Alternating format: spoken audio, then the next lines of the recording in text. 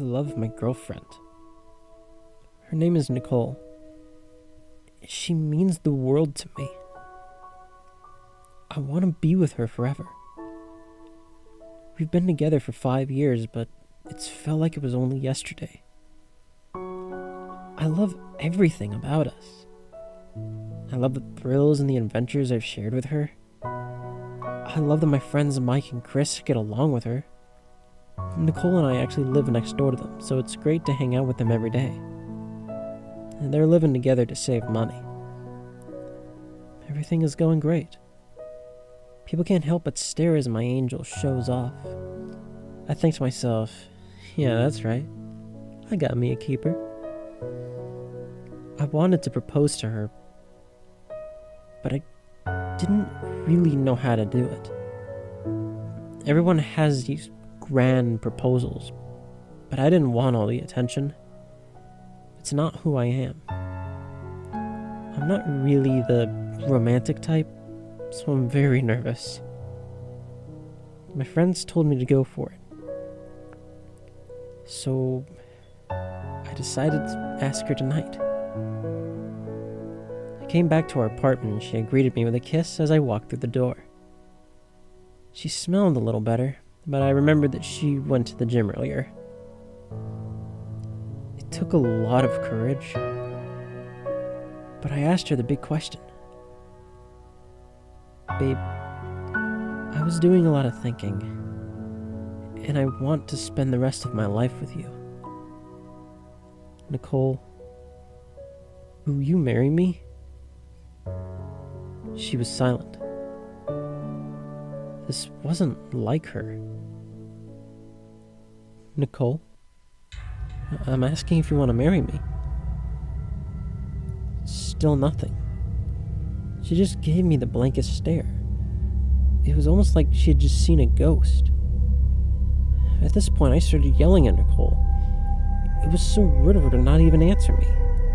We were kissing not even 2 seconds ago, and now she wouldn't even look at me. I left in tears. I decided to knock on Mike and Chris's door.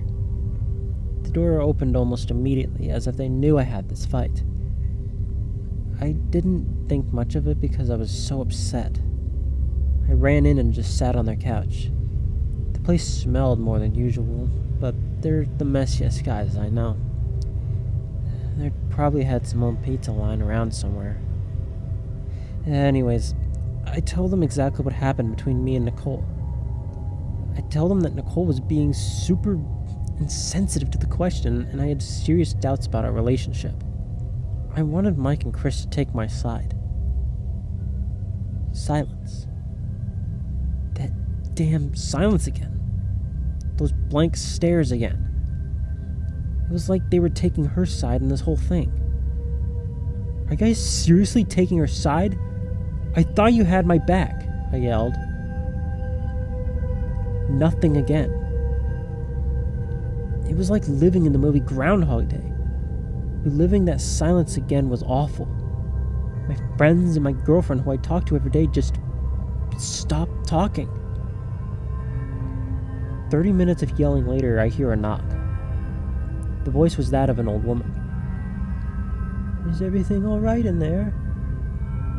Crap. It was Mrs. Thorne. She must have heard the whole thing from upstairs. I felt so embarrassed. I was a complete wreck and the place smelled awful. I didn't want Mrs. Thorne to worry, so I answered the door. Yes, Mrs. Thorne, everything is fine.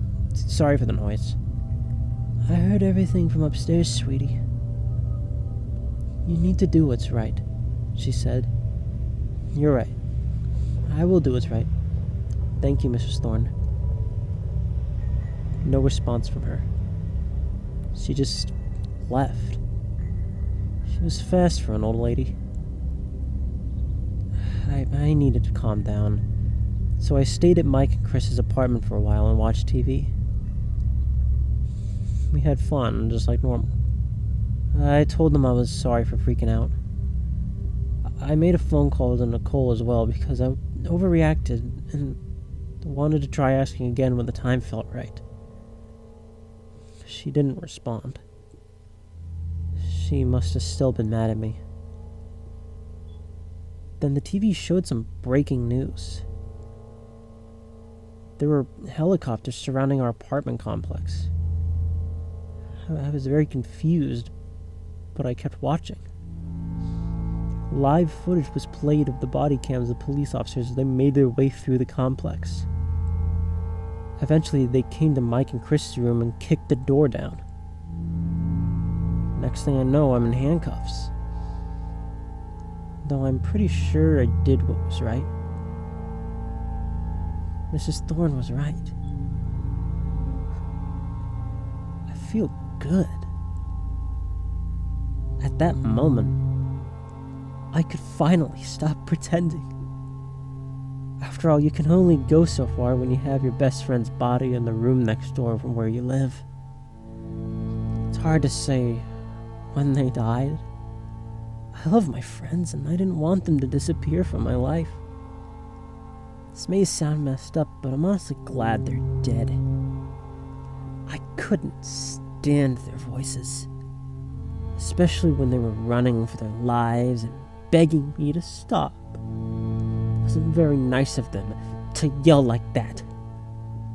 Besides, the voices I made up suited them better. Although nothing could compare to Nicole's voice. It is perfect in every way. Every day she took the words from my mouth with her voice alone. Now, I'm not the most romantic person in the world, but I guess you could say I took the words from her mouth too. More specifically, her neck. Of course, there was a huge mess to clean up and I was devastated. That's why I kept Nicole's larynx and made it my own. I did it because I wanted to hear her voice forever. I love her. Of course I wanted to show her off. Maybe that's why people stared. But I didn't want all the attention. I never wanted the attention. It's not who I am.